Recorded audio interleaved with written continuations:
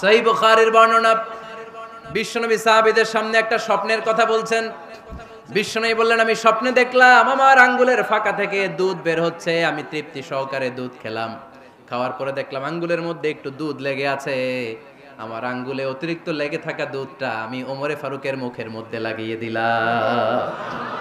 সাহাবারা বললেন, ইয়া রাসূলুল্লাহ, ইয়া হাবিবাল্লাহ, মাযা আওয়ালতা বিহি, এই স্বপ্নের আপনি কি ব্যাখ্যা করলেন, আমরা তো বুঝলাম না। বিশ্বনবী বললেন, আওয়ালতু বিহি আল ইলম, আমি এই দুধ দিয়ে জ্ঞানের ব্যাখ্যা করেছি, কারণ ওমরকে আল্লাহ যেই জ্ঞান দিয়েছে গোটা বিশ্বের কাউকে এত জ্ঞান দেয় না। এজন্য স্বপ্নে যদি কেউ দেখেন যে আপনি দুধ খাচ্ছেন, তার মানে আল্লাহ তাআলা আপনার জ্ঞান বাড়ায় দিবে। ওমরে ফারুককে দুধ খেয়ে অতিরিক্ত দুধের অংশটা বিশ্বনবী আবু বকর রাদিয়াল্লাহু তাআলা আনহুর মুখে দেন নাই, সাইয়েদনা উসমানের মুখে দেন নাই, আলী রাদিয়াল্লাহু তাআলা আনহুর মুখে দেন নাই। স্বপ্নে ওই অতিরিক্ত লেগে থাকা দুধটা বিশ্বনবী ওমরে ফারুকের ঠোঁটের মধ্যে লাগিয়ে দিয়েছেন।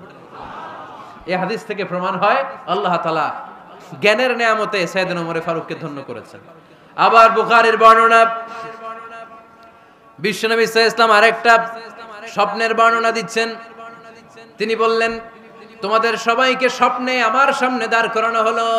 আমি দেখলাম তোমাদের কারো জুব্বা নাভি পর্যন্ত, কারো জুব্বা হাঁটু পর্যন্ত, কারো জুব্বা টাকনু পর্যন্ত।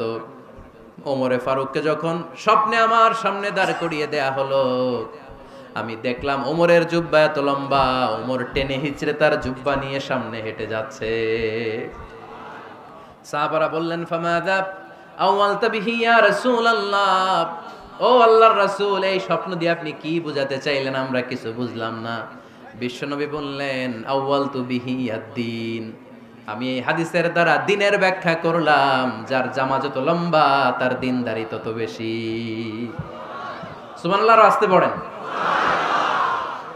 স্বপ্নে দেখলেন কোন সাহাবীর জুব্বা নাভি, কোন সাহাবীরটা হাঁটু, কারোটা টাকনু, কিন্তু ওমরে ফারুকের জুব্বা এত লম্বা, ইয়াজুরু সাওবাহু, তিনি তার জুব্বা টেনে হিচড়ে যাচ্ছেন। বিশ্বনবী বললেন, এটা দ্বারা আমি দ্বীন, আমি তাকওয়া, দ্বীনদারি, তাকওয়া, এটার ব্যাখ্যা করেছি।